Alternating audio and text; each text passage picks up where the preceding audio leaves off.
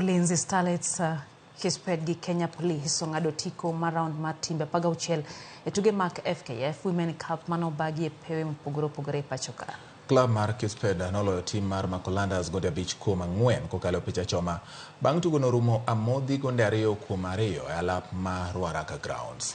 Ajuang Linda nolone Kisped gol mokwongo e dakika mar 15 kapok jotugo Aguvaya Helen Giorigi Joylin loyo gonde mapiyo ne club mar Makolandas. Achieng' Asha kata kamano nolone Kisped gol mogik kendo tero tugono e opich achoma. Kwanza anaukunja mpira unaamka juu ya had more ball possession in the midfield, so we won all the battles in the midfield, so that shows that we did so well in the midfield, and that's why you could see the goals coming from the play.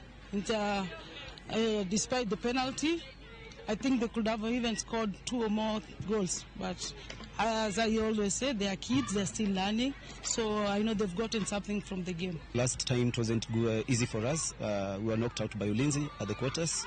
This time we said we are going for it, even though it was this is our second time attempt, and I believe also always in second chances. With the preparation we've made, both physically, tactical aspect in football, we know that our players can reach finals and even take this cup.